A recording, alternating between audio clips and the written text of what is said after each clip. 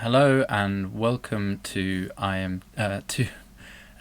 Socialist Appeals podcast, Marxist Voice. Today I am your host. I'm Adam Booth, the editor of Socialist.net, and in a minute we're going to be joined by Natasha Sorrell, who's a teacher, a National Education Union activist up in Sheffield. And she's going to be talking to us about some of the difficulties facing the so-called essential workers right now. Obviously, teachers, nurses, transport workers, a lot of workers who are classed as essential for running of society. And a lot of the burden this time is falling on those workers. On Monday, we obviously discussed with Helen O'Connor about the situation facing staff inside the NHS. Tomorrow, we're very lucky, we're going to be joined by Ian Hodson, president of the Bakers and Food Workers Union, who's going to be talking to us about some of the difficulties facing precarious workers.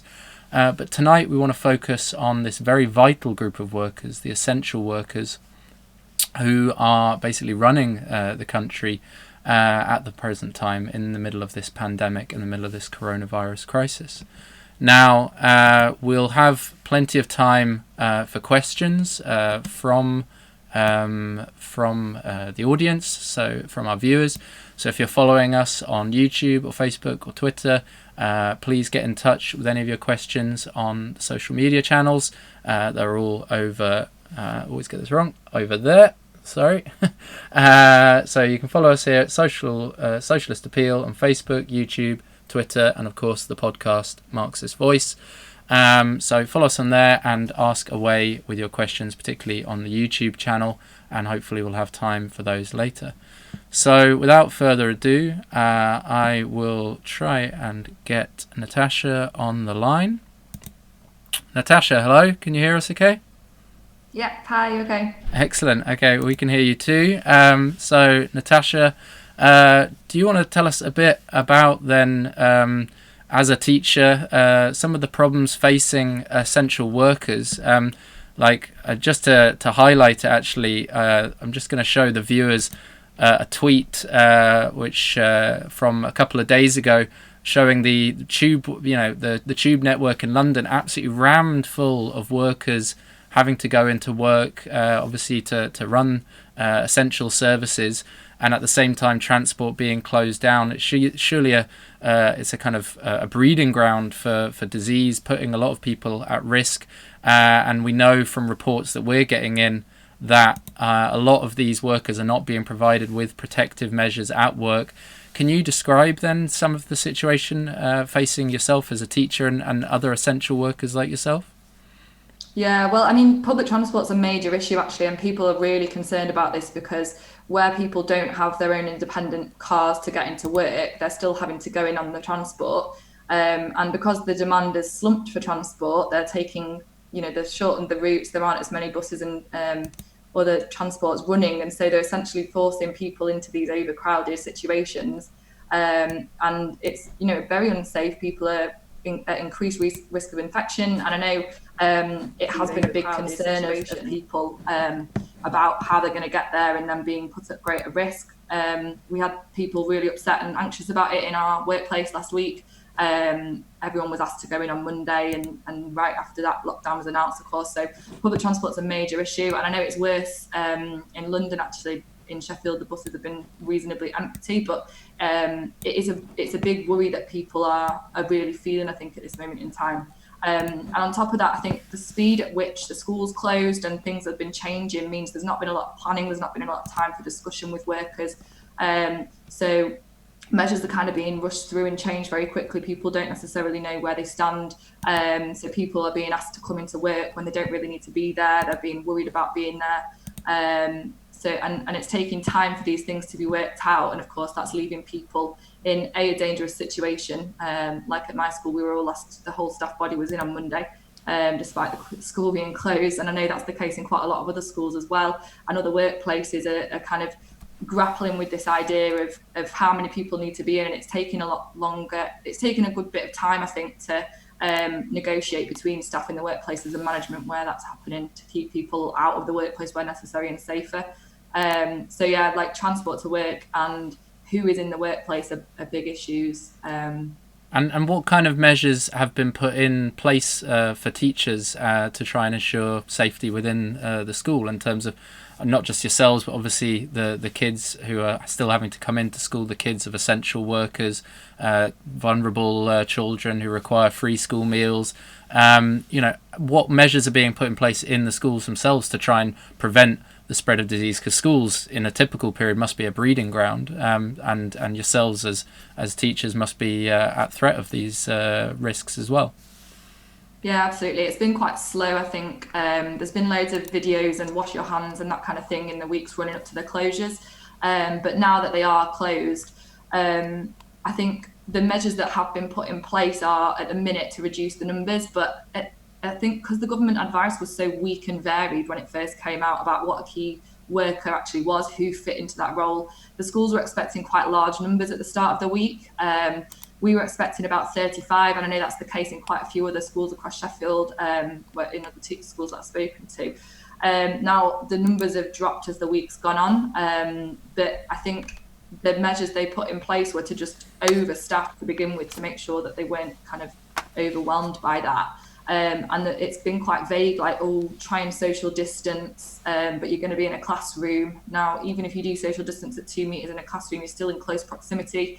The nature of teaching is quite a close human-to-human contact job, helping students with work and things like that. So it is quite difficult. And I think while staff are quite aware of the need to social distance and wash hands and things like that, pupils aren't necessarily aware to the same extent. And I think that's one of the difficulties, is how that is put into place. And it's even worse in primary schools or special schools, where contact is a really important part of those jobs. And so it's very, very difficult to actually implement any of the things that the government are suggesting. There hasn't been additional hand sanitizer or anything like that, just the urge to wash hands and things more frequently. But I think as the week's gone on, there have been improvements. The number of children in schools has reduced. They've been encouraging parents to keep students at home unless they absolutely need to come in. And also, they're now starting to think about rotas and getting workers out of the workplace as much as physically possible, which is a big change from the start of the week. So I think things are changing, but they've been quite slow to happen. And there's still this question remains over the fact that some of these pupils, they need to be in school. It's maybe unsafe for them to be at home, or they've got parents who are key workers. There's just no other option for them. And I think to an extent, given the nature of the job, as it is, I guess, in the healthcare sector, that, there is a large amount of exposure to other human beings that simply can't be avoided. So I think, how do you get around that? Greater social distancing, greater education for the pupils, maybe, but there is a certain amount of risk that comes with these types of jobs. And it sounds like to me that there wasn't really much of a plan in place for how to go about this, and that strikes me as particularly kind of arrogant from this Tory government, because obviously they could see what was coming from, what happened in China and then in Italy and even Spain. All of these countries were ahead of us, and yet there was no real plan put in place as to how to close the schools. From what I understand, Britain was quite far behind other countries in terms of how long it took to close the schools down. And you would think, even on a wider level, that the Ministry of Education would be prepared for some sort of crisis situation.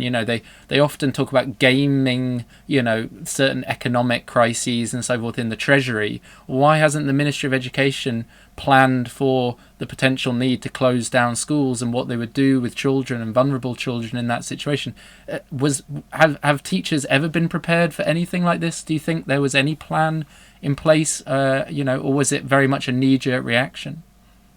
No, I mean, the lack of planning seems absolutely staggering. As you've said, we saw schools closing in China, in other European countries. And I think it really wasn't until the schools closed in Ireland that any thought of planning for the schools in the UK began to happen. I think like the earliest planning I heard of was about a week and a half before the schools closed, when they announced on the Thursday that the Irish schools were going to close. Some schools then started emailing round. But the planning that was put in place at that point was from individual head teachers and academies, where they were saying, can you start to put things online because you might be working from home? Can you start to think about producing packs for pupils that might not have access to the internet? But that's it. And actually, I work in quite a deprived area where a vast number of pupils don't have access to the internet. They don't have access to broadband, or they don't even have a computer or a device in their home. And there's been absolutely no planning beyond what teachers have scrabbled to get together themselves in the last week of term for those pupils.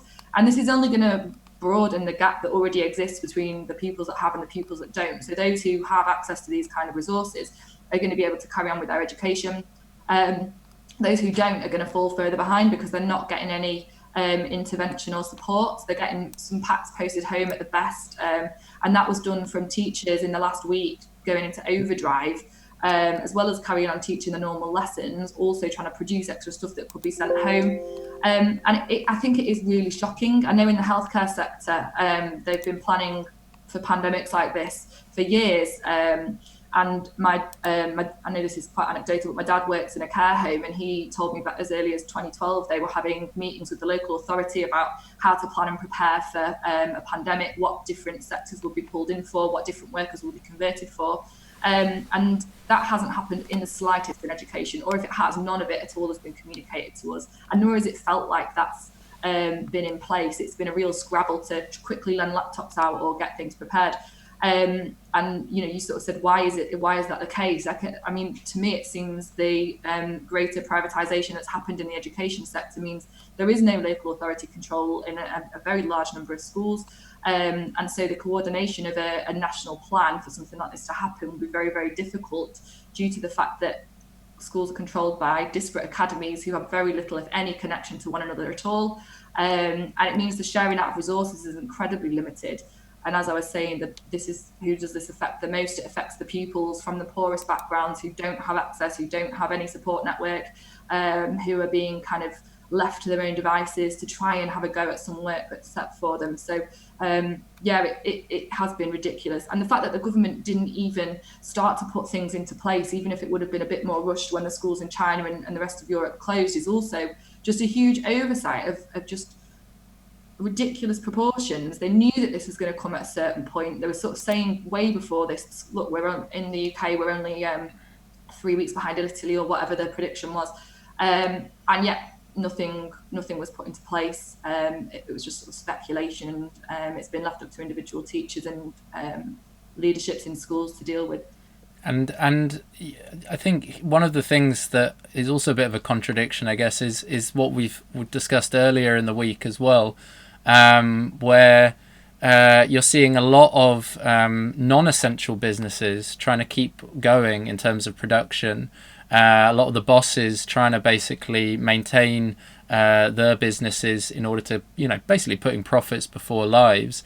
And does that then have a spillover effect into what you're seeing in schools, that you're having kids coming in who don't necessarily even need to be there, but are kind of being forced to because their working class parents are having to come in to work and work unnecessarily when they should be at home, and the kids should be at home as well?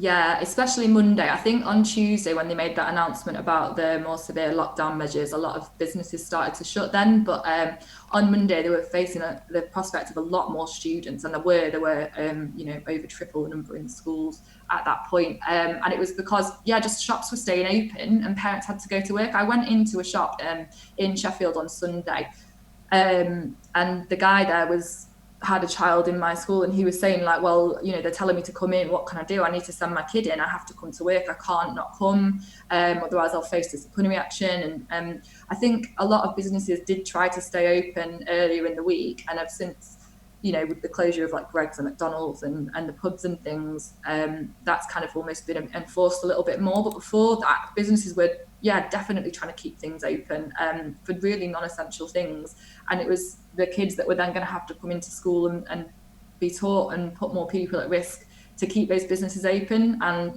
the bosses aren't in those jobs, they're not in those shops with those workers, they're nowhere near, so they're putting the parents of the pupils at risk, and all of the teachers and the staff, because it isn't just teachers, it's also the rest of the staff, the office staff and the catering staff and the premises staff that are coming in as well.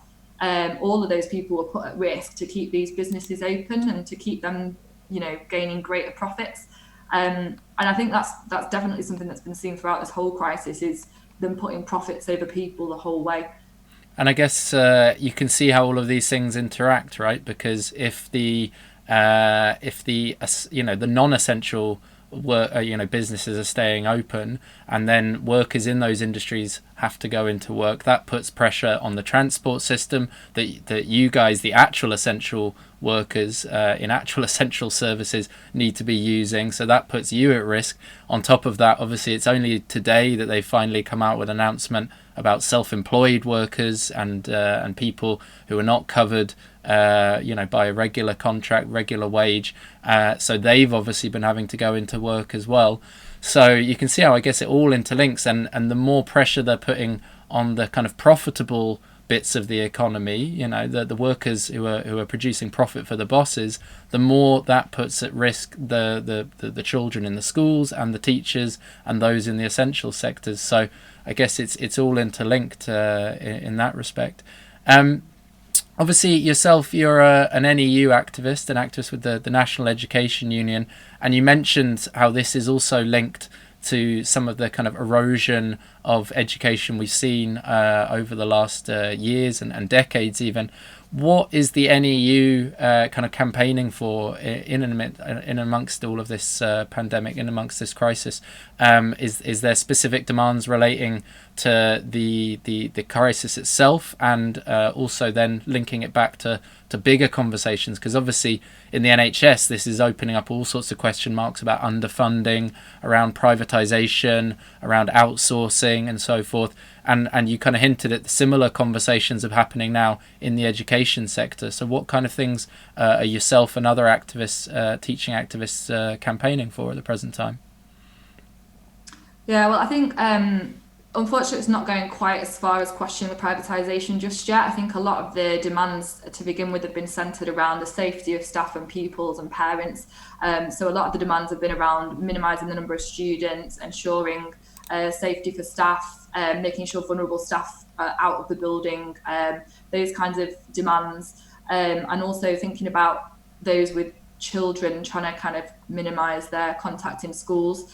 I think some of the things that will be raised in the next period are going to be around workload and accessibility of pupils. So I know there's been calls for, like a netbook to be provided for all pupils to address that kind of question of inequality.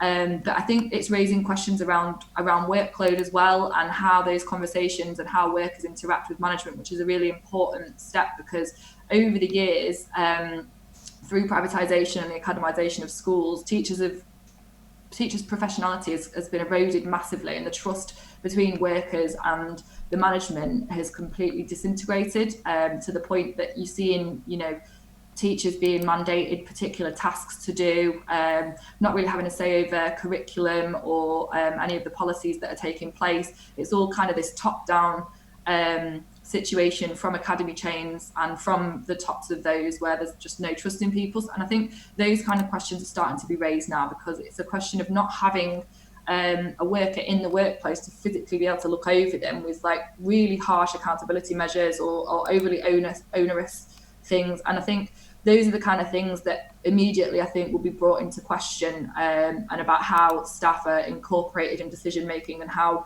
workers actually have a say over what is going on in the schools, and the kind of lessons that we're going to be able to set and the interventions we can make with the pupils. Because up until now, there's been, as I said, like each year on year seems to be less and less your professional opinion is taken into account, despite the fact that teachers are skilled workers and they're professionally trained. They know what students need, they know what's best, and they've kind of been blocked out of negotiations in a lot of ways. But as well, we've seen huge increases in teacher workload. There's been a crisis in retention and recruitment of teachers in recent years, and it's part of this lack of professionalism and the lack of trust that is there, but also the huge workloads. So what we're seeing in some schools is they're saying, just try and set some tasks that can be completed with parents in the home, and others are saying, no, you need to be at your desk from 8 in the morning till 5 in the afternoon. You need to be setting work as normal. You need to follow this timetable. And I think the reality is that, workers are humans. Teachers and workers are humans as well. They've got children in the home. It's just simply not possible to follow this. So I think possibly because this is academies that we're seeing this from, possibly because they are privatized and they can see you're a resource. Basically, you're not a human being, you're a paid resource. You're being paid for a certain number of hours. You need to do those number of hours. So I think it really brings into question, or it really raises the question for people of how you are treated in relation to your boss at work and your role in that workplace where you're, as I said, you're a person that needs to fill out this quota that you're being paid for. And even under the situation that we're in now, that seems to still be being pushed. And I think obviously that just can't be the situation. It's not possible to carry on in that way. So yeah, I think privatization is the main thing that's raising these questions, and I hope to see some of that be raised at a national level in the future.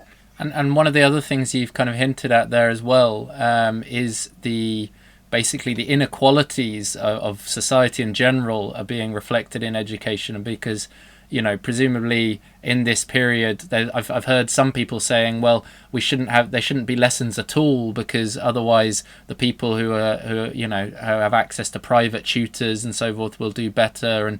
And you just think, well, the problem is the whole of society is unequal, and whatever they do in this situation, whether they try and keep education going or whether they just treat it as one long holiday, one way or another, the rich are gonna benefit, are gonna do all right, are gonna pass their exams, and those at the bottom of society are gonna suffer. So do you see that kind of really coming to the surface, the inequality in education and in wider society really being brought out by this crisis?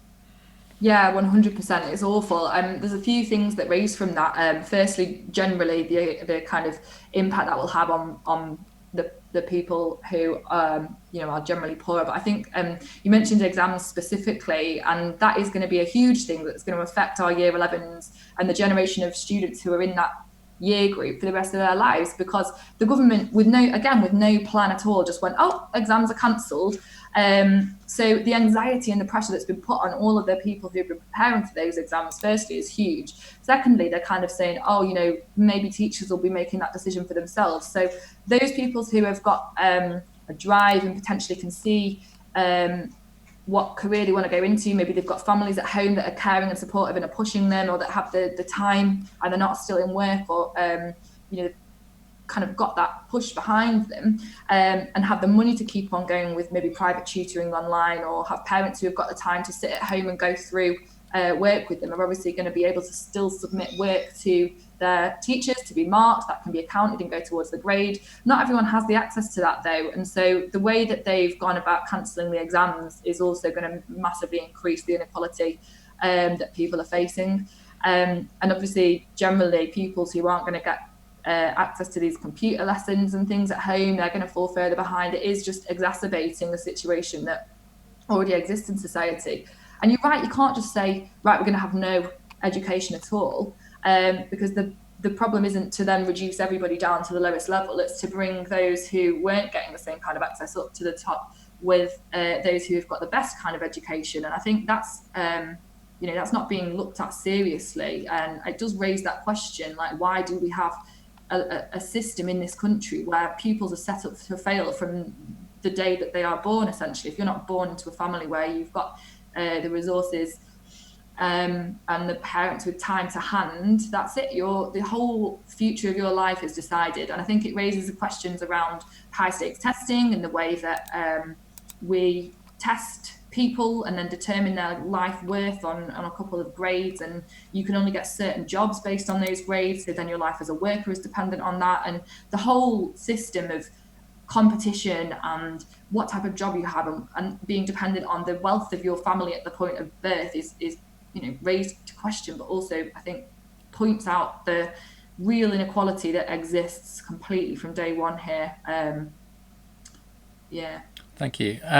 We've got time for a couple of questions, and I've noticed one on the YouTube channel, and it's from Olive in Britain, I believe in your local city as well, actually, Sheffield.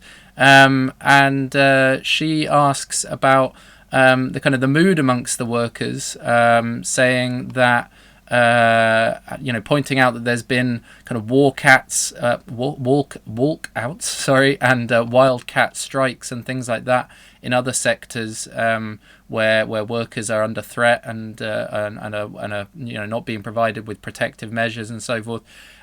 She asks whether there's a perspective of similar kind of action in education and other essential services, and if not, what kind of is the mood amongst teachers, and where do you see that being reflected? How do you see it being reflected? I mean, there's not really a mood for that just yet. I think the thing with teaching is that sometimes it can be difficult to think about industrial action because the person that it impacts most is the students. And so there's often a mood of we must do this extra work, we must do this extra stuff, because at the end of it, the pupils are the ones that are going to suffer. Now, that puts an additional strain on workers choosing to strike in sectors where you're caring. It's not just the education sector, anyone in the care sector will face this kind of question. I was going to say moral dilemma. It's not really, but it's just additional pressure put on you, and it's not pressure that should be put on you, because it should be that you can fight for your rights and greater rights in the workplace free of that. But unfortunately, in the caring sectors or in where you're kind of educating, there is a question of pupils suffering. So what that means is that people, I think, have a slightly I wouldn't say more tolerant, but are prepared to tolerate certain erosions to the working conditions slightly more than potentially in other sectors. And so I think at the minute, the mood is just one of kind of overwhelming.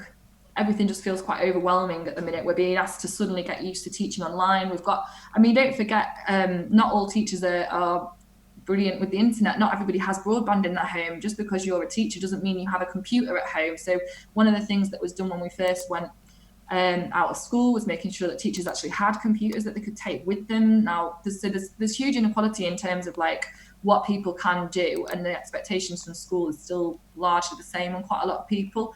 And obviously like that's different in different schools around the country, but I think at the minute people are just facing this kind of prospect of, well, let's get our heads around what it is that we need to do. It's the holidays coming up next week though, and I think in those 2 weeks that we've got off, there'll be a lot of time for reflection and thinking about the demands that people are having put on them and what's reasonable and what's not. And hopefully that will open up a dialogue around workload and what is reasonable and what should or could be done about that.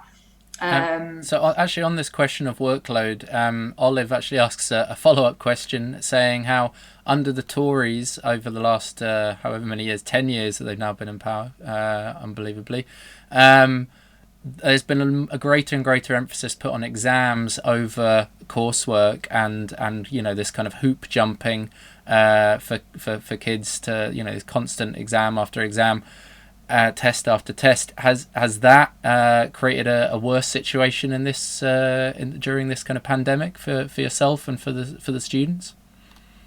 I think so, because there's for pupils there's a feeling of 5 or 10 years of education wasted. Like that was a comment from a pupil that I heard, and there's a big feeling that they've put all of this effort and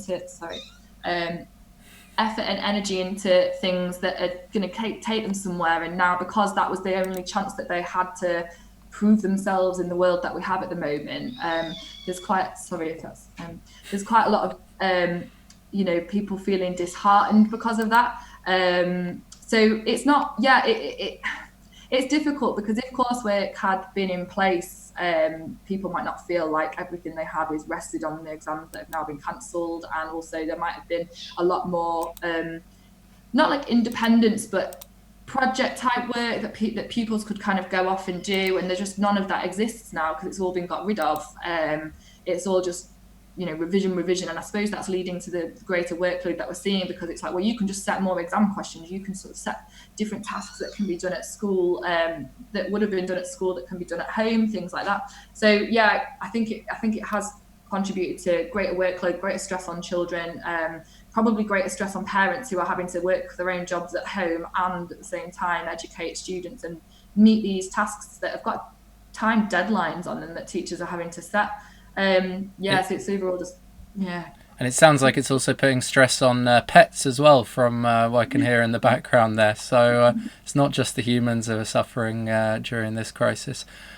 Just finally then, we've got a question in from Chris in London, who says, well, obviously teachers, as you've pointed out, are in the firing line here, these essential workers, but obviously lots of workers are under similarly intense conditions, both in essential sectors and in areas where the bosses are keeping production going for the sake of profits.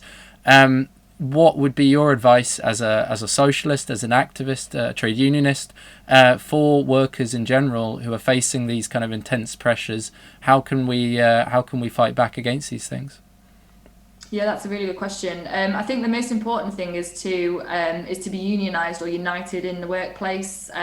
You can't make any changes or demands if you are just an individual. I think our strength as workers comes in the fact that all together, if we walk out, these companies and these businesses and these industries cannot survive. We are the thing that makes all of this work, and therefore our rights and our demands should be met if we are able to do that. So I would say, join a union or get together with the colleagues in your workplace and decide what you think is an acceptable working condition, what acceptable safety measures you think should be in place, and take those demands to the bosses and ask them, we think this is what should be happening, and where that's agreed upon, great, and where it's not, that's when it's time to start thinking about taking further action, start thinking about what could be done, whether strikes are necessary, in order to make sure that people are kept safe, that working conditions are acceptable, and that we're shaping a workplace for workers that workers are happy with and are designing, and that works for workers, not for bosses and the profits that they're making.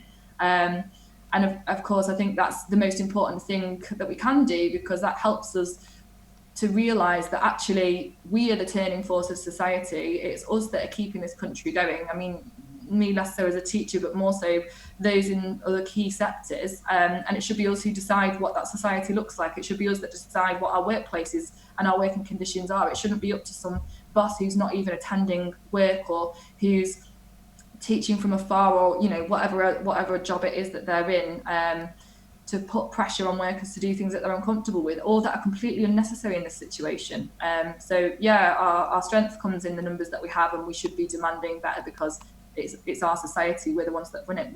We should be running it. We shouldn't be under the kind of control of individual bosses who are only concerned with profit. Thank you, Tash. That's a very good place to end it tonight. Reminds me, obviously, of that quote we often use of, not a light bulb shines, not a telephone rings without the permission of the working class. And I think we're seeing that very much the case at this present time, with essential workers like yourself keeping society running despite all of the difficulties, and despite the pressure of the bosses and the incompetence of this Tory government and the ruling class that they represent. So thank you very much for coming on the show tonight and telling us about these conditions and about the situation on the front line. Thank you very much, and stay safe, stay healthy, and good luck in the schools, and hopefully see you on the other side when the pandemic is subsided. All right, thank you very much. So thanks again to Tash, and thanks to everyone who's tuned in and sent in their questions. Sorry to those who we didn't have time to answer the questions of. But a reminder that we are going to be doing these broadcasts regularly on our YouTube channel, on Facebook, and on Twitter. So keep following those if you haven't already, and subscribe, of course, to the podcast as well, Marxist Voice, which you can get on SoundCloud, iTunes, and other major podcast providers. Tomorrow, we're very pleased to have on the show Ian Hodson. As I said earlier, Ian Hodson is the president of the Bakers and Food Workers Union, representing sectors like in particularly precarious sectors, and workers who are, really at the thin end of the wedge in this situation. McDonald's workers, Wetherspoons workers in particular are organised by the Bakers and Food Workers Union, and the Wetherspoons workers in particular are a very important struggle to follow right now. Obviously, you'll have seen in the news Tim Martin, the unscrupulous boss and owner of Wetherspoons, trying to withhold pay from his workers, and this was overturned thanks to the pressure of the workers themselves, of the union, and of the wider public on social media, up and out, provoking a backlash, really, the arrogance of Tim Martin. So we're going to have Ian Hodson tomorrow talking about that struggle and the other struggles that are taking place in these kind of sectors amongst precarious workers. So tune in, same time, same place tomorrow, 6 o'clock, on our social media channels, and you'll get to see Ian Hodgson there. And before you leave tonight, just a reminder also to follow our website, check out socialist.net, and in particular head to the pages Join, Donate and Subscribe to help support us through this crisis, so that we can carry on producing these podcasts, these videos, and all the articles and analysis that are coming out regularly on socialist.net. Thank you for your support. Thank you for watching. We'll see you tomorrow, hopefully.